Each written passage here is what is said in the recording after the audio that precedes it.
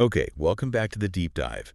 Get ready to jump into something that, well, it really underpins almost every meaningful human interaction. The art of telling a story that actually connects. That really lands, yeah. You know that feeling when someone is talking and you're just utterly captivated. You're right there with them, seeing what they saw, feeling what they felt. Completely drawn in. Or maybe, the flip side where you're listening patiently, but your mind is, well, miles away because the narrative just isn't landing. We're here to try and figure out the difference. Yeah, what makes one work and the other not so much? We're exploring what makes a story stick, what makes your communication not just heard, Yeah. but truly felt and, remembered. That's the key, isn't it? The remembering part. Exactly. And our source material for this particular deep dive is uh, fascinatingly practical. It Mhm. actually comes from a resource designed to teach people how to tell stories in English, specifically. Right, for language learners initially. Yes. But as we dug into it, it became crystal clear that the principles it lays out are absolutely universal. They're about the fundamental mechanics of crafting and effective narrative techniques that are frankly gold. Whether you're sharing a wild travel anecdote, pitching an idea at work, or even just trying to explain your weekend. They transcend the language itself. It's about communication, fundamentally. So our mission today is to extract those core techniques, those fundamental insights from this source material that can empower you, our listener, to make your conversations, explanations, and interactions just more engaging, clearer, and powerfully memorable. And that focus on empower and fundamental is key, I think. Storytelling is often dismissed as a fluffy soft skill or something purely for novelists or filmmakers. Right, like it's just entertainment. Exactly. But our brains are fundamentally wired for narrative. It's our primary tool for processing information, for understanding cause and effect, for transmitting knowledge across generations, and crucially, for building empathy and connection. That wiring is so deep, isn't it? Yeah. It really is. So when you understand the mechanics of how a good story works, as this source helps demystify, you're not just learning to entertain, you're learning a profoundly effective method for ensuring your ideas land, resonate, and are retained. It's a powerful advantage in a world, frankly, saturated with fleeting information. Absolutely. It's about tapping into how our minds naturally work. And what this source material does so well is break it down into core, actionable elements, things you can actually use. Very practical. Yeah. So we're going to look at how to give your story a clear structure so your listener can easily follow along. That seems foundational. Critical. We'll tackle using language, specifically past tenses, as the source emphasizes for English, to accurately guide your listener through the timeline of what happened. When did things occur? Which can be trickier than it sounds sometimes. Oh, definitely. And perhaps most enjoyably, we'll explore the techniques for adding that crucial color or life that makes your story vivid, emotional, and truly memorable. The stuff that makes it pop. The engaging bits, yeah. So let's dive straight into that first core idea the source presents. Why is being able to tell a good story actually such a valuable skill in the first place? The introduction makes a strong case, mentioning its importance with friends, meeting new people, even in a professional setting. Why is this skill so universally applicable and impactful? Well, it cuts through the noise, doesn't it? Think about it. In today's world, we're just bombarded with information, nonstop. A good story is like a signal flare in all that noise. It immediately grabs and holds attention in a way that just, I don't know, listing facts rarely can. Right. Facts are dry often. Stories have pull. Exactly. They have hooks, characters we maybe care about, situations that create tension or curiosity, a path towards some kind of resolution. When you tell a compelling story, you become instantly more memorable. People remember the story and they remember you telling it. Precisely. People don't just remember the topic. They remember the experience you shared through the story, and that makes you stick in their minds. And, crucially, it builds connection because you're inviting the listener into your personal reality, fostering empathy as they momentarily, walk in your shoes. That empathy piece is huge, feeling with the storyteller. And the source makes a really sharp contrast here, pointing out how quickly we lose interest in stories that lack structure or vivid details. We've all been trapped in those conversations, Oh, right? absolutely. Painfully so sometimes. Someone's rambling, you can't figure out where they're going, there are no interesting specifics to latch onto, and your mind just drifts. It's gone. You're nodding, but you're thinking about lunch. Exactly. The source implicitly says this is the communication killer, the opposite of engagement. It's the difference between someone leaning in, genuinely wanting to hear the next sentence, and someone politely nodding while mentally scrolling through their phone. And while the source frames this somewhat in the context of English-speaking cultures, it's important to stress that the human preference for narrative structure is deeply, deeply biological. It's embedded in us. It's not just a cultural overlay. Not primarily, no. From childhood, we make sense of the world through stories. We understand causality. A happened because of B and sequence. First I did X, then I did Y, which led to Z. Far better when they're wrapped in a narrative.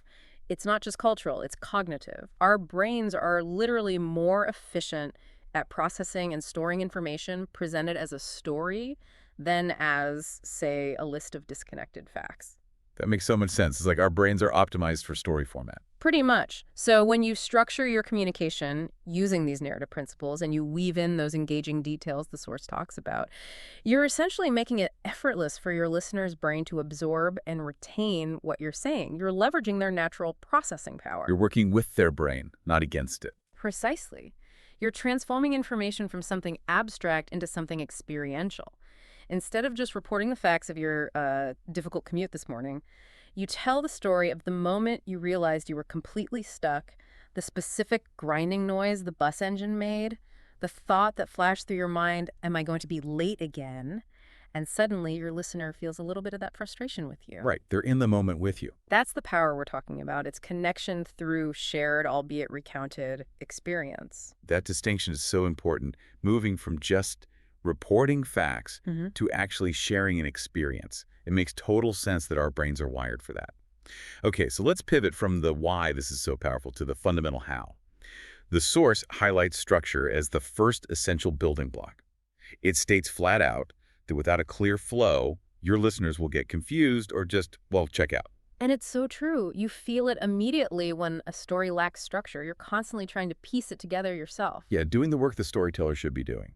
Exactly. And the beauty of this source material is that it gives us a wonderfully simple foundational 3-step structure. Now, it's not the only way to tell a story. Obviously, complex narratives have layers and flashbacks and all sorts. But this framework is brilliant for ensuring clarity and providing a reliable backbone for pretty much any story, big or small. Okay, so what are these 3 steps? Step 1, the beginning. Set the scene. The primary goal here is context. Simple as that. You need to anchor your listener, orient them in time, place, and character. Ground them. Precisely. Ground them. The critical questions to answer are pretty basic. Who is involved? Where is this happening? And when did it take place? Who, where, when. Got it. Now, the source makes a really insightful point here. Provide just enough background. This isn't the time for, your character's entire life history or a detailed geographical survey of the location. Right, don't get bogged down before you even start. Exactly. Too much upfront detail just slows things down, bogs down the story before it even gets moving. You need to give them the necessary coordinates, the essential info, and then move on into the action. Okay, makes sense. Keep it lean at the start. Let's look at the source's example. Last summer, I was traveling in Italy with my best friend, Emma. How efficient is that? Very. Covers all the bases quickly. Right. Last summer, there's your when. In Italy, there's your where. I and my best friend, Emma, there's your who. In, 8 words beyond the initial setup phrase, you've established the core context. Yeah, no wasted words. The listener isn't confused about the basic situation. They are immediately ready. They're poised to hear what unfolds within that situation. It's basically an invitation saying, come on in, here's where we are. Okay, step 1. Set the scene. What's next? Step 2, the middle, the action. Yeah. This is the heart of your story. This is the core. This is where you describe the sequence of events, the things that happen that make up the main narrative arc. Maybe there's a challenge, a discovery, an unexpected twist, the conflict. The meaty part. Exactly, the meaty part. And the source's crucial instruction for the action is add details to make it interesting. This is where the magic really happens. The action isn't just a bulleted list of plot points, it's the lived experience. The details are what build tension, create vivid images in the listener's mind, generate surprise or elicit emotion. And this is where the listener gets invested, gets hooked. So the details aren't just fluff, they're functional. Absolutely functional. Their example here is, we got completely lost in a small village and no one spoke English. Let's break that down a bit more, unpack it. Okay. We got completely lost. Okay, that's the central problem, right? The inciting incident for this part of the story. But adding in a small village, provides a specific setting. It's more evocative than just getting lost somewhere. Maybe it's charming, maybe it's claustrophobic, but it's specific. Gives you a picture. Right, and crucially, and no one spoke English, introduces a specific, tangible barrier to solving the problem of being lost. It raises the stakes slightly, adds potential for miscommunication or maybe even funny interactions later on. These details aren't just reporting facts, they're building a miniature world and a challenge within it. Yeah, that no one spoke English adds a layer of difficulty immediately. Exactly. Consider another simple action example. Instead of just saying, then the server came over, pretty bland, functional but dull. Compare that to. Then, a really tall server with bright pink hair and, like, a totally surprised expression walks slowly over to our table. Okay, big difference. Right. The second version adds multiple layers of detail appearance. Tall, pink hair, nonverbal communication, surprise expression, even the pace, walk slowly, turning a generic event into a specific, potentially story-rich moment. You immediately wonder, why pink hair? Why surprised? It makes you curious, adds character. Precisely. That's detail doing his job in the action phase. Okay, scene set, action detailed. What's the final step? Step 3, the end, the outcome. This is how it all wraps up. You need to bring your story to a clear conclusion. How is the problem resolved? What was the final state of affairs after the action unfolded? Did they find their way? Did they get the job? What happened? The resolution. The resolution. But the source adds a truly valuable layer here, suggesting you include what you learned from the experience or how you felt about it in the end. This elevates the story from just a simple recount of events to something with meaning or resonance for the listener. It provides a sense of completion and can make the story's impact linger. Adding that reflection bit. That makes sense. It gives it a point. It gives it a point, exactly. The example they give is, in the end, a kind old man helped us find our way back, and we even got invited to his house for dinner. Nice ending. Isn't it? The resolution is clear. They found their way back. That solves the lost problem. But the added detail, and we even got invited to his house for dinner, is unexpected and, well, heartwarming. It provides a specific, positive, and really memorable ending that fulfills the narrative arc initiated by getting lost. It's not just that they found their way, but how it ended with unexpected kindness and connection.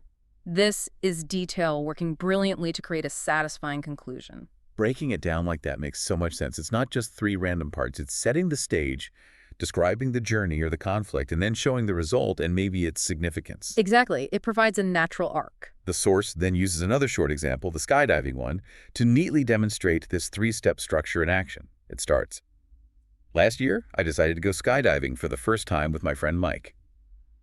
That's your perfect setting the scene, right? A textbook. Hits all the marks. When? Last year. Who? I with my friend Mike. What? Decided to go skydiving for the first time, establishing the context and the novel event. Sets the stage perfectly. Yep. You know exactly what the core activity is going to be. Then the action or middle part. We were so nervous, and right before we jumped, Mike looked at me and said, "What if my parachute doesn't open?" This captures the core experience, the fear, so nervous, and a really dramatic moment right before we jumped, culminating in that direct speech, Mike's line. That line is great. It injects humor and tension simultaneously. It really does. That line is a brilliant piece of action and dialogue that injects immediate tension and maybe dark humor, showing the experience rather than just saying, Mike said something scary. You hear his specific fear. It makes Mike a real person in that moment. And finally, the outcome or end. Luckily, everything went perfectly, and it's one of the most exciting experiences of my life. The resolution, everything went perfectly. Phew. And the reflection learning feeling. One of the most exciting experiences in my life. Wraps it up nicely. Resolution and impact. Again, the simple structure creates a clear, compelling narrative flow from that anticipation then nervousness through the climax of Mike's comment to the satisfying conclusion and the reflection.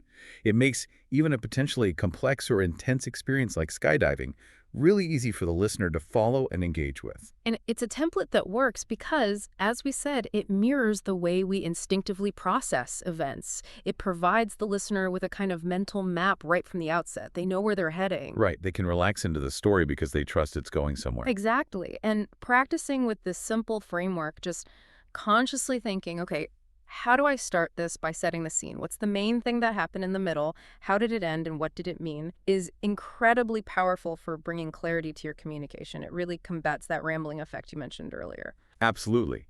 It gives shape to what can otherwise feel like just a shapeless flow of events. Yeah. Now, building on that foundational structure, the source moves into the next essential layer for effective storytelling, managing the timeline, specifically by using past tenses correctly. Ah, yes, the grammar bit. Yeah, the grammar bit. Huh. They correctly identify this as a common, tricky area, especially maybe in English.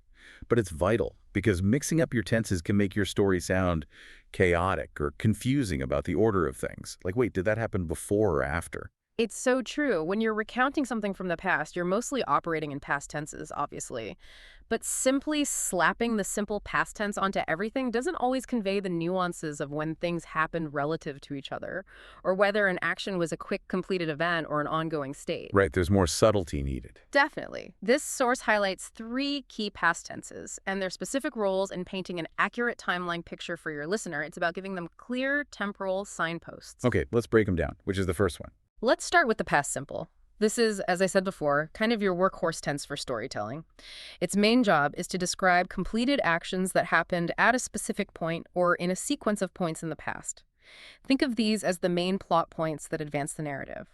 They happen one after another, driving the story forward. Bam, bam. The milestones of the story. Exactly. The milestones. The source gives classic examples. We arrived at the airport and checked in for our flight. See? Arrived is one completed action, checked in is another.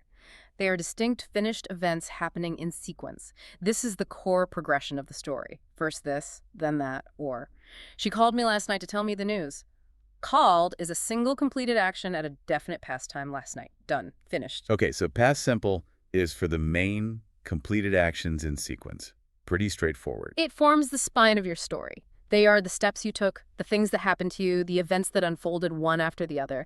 Now contrast that with the past continuous. Its function is quite different. Okay, how so? This tense describes an action that was ongoing. It was in progress at a specific point in the past. It's often used to set the scene further, describe the background situation, or show a longer activity that was interrupted by a shorter main action, which would usually be in the past simple. It provides context and atmosphere. What was happening around the main events. Ah, so it's like the background music or the setting details. That's a great analogy. The source's examples really illustrate this function well. It was raining when we left the hotel. See? It was raining describes a condition that was happening continuously before and probably during the action of leaving. We left the hotel, past simple, is the main shorter event. The rain wasn't the story itself, it was the backdrop to the story of leaving. Right, the leaving is the plot point, the rain is the atmosphere. Exactly. Or the other example, I was talking to my friend when I saw a celebrity, I was talking to my friend, is the longer ongoing activity. That's what was happening over a period. I saw a celebrity, past simple, is the sudden main action that happened while the talking was in progress, the seeing interrupted or occurred during the talking. Okay, I see. So past continuous shows something ongoing when something else happened. Precisely. The past continuous adds depth and realism. It allows you to say something like, while I was struggling to open the stubborn old window, it's the ongoing background effort, I suddenly noticed a spider the size of my hand. That's the main interrupting action, past simple. It shows what the world looks like or sounded like, or what state you were in as the key events occurred. It paints a richer picture of the moment. That makes sense. It adds texture. So we have past simple for the main events, past continuous for the background or ongoing actions. What's the third one? The third one is the past perfect. This is the tense you use for an action or a state that was completed before another past action you're already talking about. Think of it like a flashback tense, or a way to signal a prior condition or event. So something that happened even earlier in the past. Exactly. It's crucial for clarifying the sequence of events, especially when you're not telling things in strict chronological order, or when one past event was a prerequisite for another past event you're describing. Okay, examples are probably helpful here. Definitely. Look at the source's examples. By the time we got to the station, the train had already left. You're talking about the moment we got to the station, that's past simple. But the train leaving had already left, happened before you arrived at the station. The past perfect, had left, clearly tells the listener which event came first. If you just said the train left, the listener might mistakenly think it left after you got there, or maybe as you arrived. Okay. It clarifies the order when it's not A, then B. Right. Or the other one, I had never tried sushi before that day. The main past point of reference is that day. Maybe that's the day you finally tried it, or something significant related to sushi happened then. But the state of never trying it, had never tried, existed continuously before that specific past day. The past perfect establishes this prior history or prior state. Got it. It sets up the situation before the main past event you're focused on. Exactly. Using the past perfect correctly prevents timeline confusion. It allows you to say things like, I was completely exhausted during the meeting because I hadn't slept well the night before. Was exhausted? Past simple or maybe past continuous state is in the past during the meeting, but the reason for it, hadn't slept, happened even earlier in the past, the night before. It provides crucial context about previous events that influence the main story point you're discussing. That explanation makes the distinctions incredibly clear. It's like different camera lenses for viewing the past. Past simple for the sequence of shots, past continuous for the wide establishing shot or ongoing action within the frame, and past perfect for a quick flashback. That's a really good way to put it. Different lenses for time? The source even provides that little test sentence, which is perfect for drilling this home. Yesterday, I had an old friend while I walk in the park. Right, a classic structure. Based on what you just walked us through, C is the sudden, completed main action. It happened in an instant. Walk is the longer, ongoing background activity. That's what was happening over a period of time. Correct. So you'd naturally say, yesterday I saw, past simple the main, quick event, an old friend while I was walking, past continuous, the ongoing activity forming the backdrop in the park. It feels completely natural when you say it, and now we understand why those tenses are used together like that to show that shorter event interrupting or happening during the longer one. Precisely. And practicing identifying which action is the main event, which is background, and which might have happened even prior to those, is really key to building fluency and confidence in telling past stories clearly and accurately. It adds that layer of precision that prevents your listener from having to pause and mentally reconstruct your timeline. They can just follow along smoothly. Okay, so we've got the structure sorted, the beginning, middle, and end framework. And we understand how to manage the timeline using these different past tenses to show sequence and duration accurately. Now, let's get to the part that, I think, transforms a clear story into a truly captivating one. Adding life, adding color, making it genuinely engaging, as the source puts it. Yes, this is where you move beyond just conveying the information, the facts, and you actively work to make your listener feel the experience alongside you. You draw them in through their senses and their emotions. Making it immersive. Exactly. Immersive is the perfect word. The source offers 3 beautifully simple yet profoundly effective techniques for achieving this. They're not complicated, but they make a huge difference. Okay, what's the first one? First, use descriptive words. The core idea here is pretty straightforward. Swap out generic, bland words like nice, good, bad, big, small, for specific, vivid ones that appeal to the senses. Think sight, sound, smell, touch, taste, or use words that create a strong, unique image in the listener's mind. Get specific. Get specific, get sensory. The source's contrast examples are perfect illustrations of this. Instead of the incredibly vague, the beach was nice. What does nice even mean here? It tells you almost nothing specific. Try. The beach was breathtaking, with golden sand and crystal clear water. Let's pick that apart a little. Okay. Breathtaking, that's not just descriptive, it's an emotional reaction to the beauty. It tells you how it felt to see it. Golden sand, that's a specific visual detail. It creates a warm, inviting picture, much better than just sand. Crystal clear water, another specific visual, suggesting purity, maybe inviting you to swim, letting you see the bottom. These specific words paint a picture the listener can actually see in their mind's eye, far more effectively than the weak word nice. Yeah, nice is just a placeholder.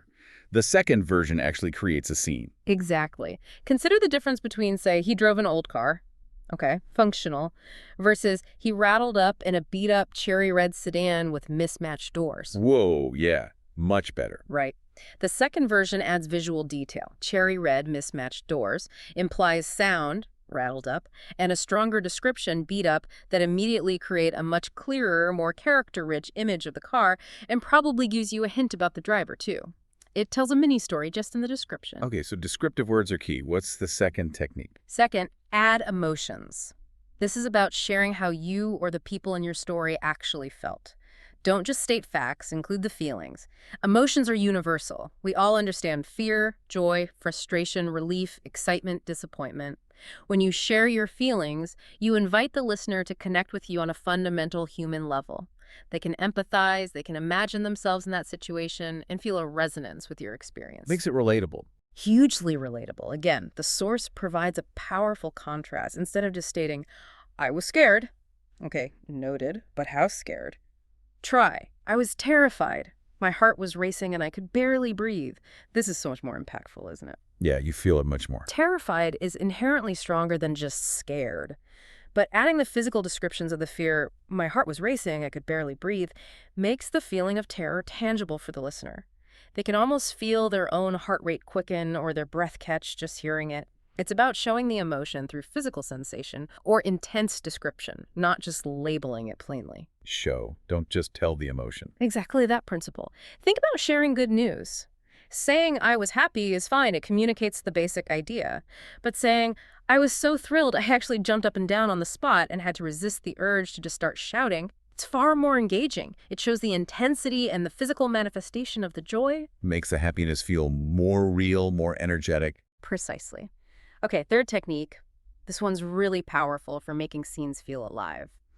Use direct speech, dialogue. Ah, quoting people. Exactly. Including the actual words people said is an incredibly effective way to bring characters and moments to life. Instead of summarizing what was said, which is indirect speech, you let the listener overhear it unfold in real time in their imagination. It adds authenticity, immediacy, and often drama or humor. Right, it feels more like you're there. Totally. The source's example here is fantastic. Instead of the simple report, the waiter told me the food was spicy. Okay, information conveyed. Try. The waiter looked at me, maybe leaned in a bit and said, are you sure you want to eat that? It's very spicy. Now that's a scene. Yeah, much more vivid. You can picture the waiter. You can picture the waiter, you can hear the questioning tone, maybe a hint of concern or amusement, and you definitely hear the emphasis on very spicy. Huh. It adds personality to the waiter, creates a moment of direct interaction, and delivers the information about the spice level with much more impact and maybe a hint of warning or humor that was completely absent in the summarized version. It raises the stakes a little bit, too. Yeah, Makes you wonder if the person ate it anyway. exactly. It creates a little narrative hook. Dialogue injects dynamism. Saying she disagreed with the plan with she slammed her fist on the table and declared, there is absolutely no way I am going along with this. Wow, yeah, big difference in intensity. Right. The second version uses dialogue combined with the physical action, slamming fist, to convey the disagreement with far greater force and drama. It shows the listener the conflict directly, rather than just telling them about it. Those examples perfectly illustrate how these techniques, description, emotion, dialogue, layer under the structure and the timeline to make a story truly come alive. It really is the difference between, like you said, a black and white sketch and a full-color immersive painting. That's a great way to think about it. They add the dimensions, the texture, the vibrancy. The source reinforces these points with a couple more excellent examples, too. I like the restaurant one. Simple version. We had dinner at a restaurant. Okay, functional, zero interest. Engaging version. We found this amazing little Italian restaurant tucked away on a side street, and oh my goodness, the pasta was the best I've ever had. Seriously. See the difference? Huge. This version uses description. Amazing little Italian restaurant tucked away, which gives it charm and specificity.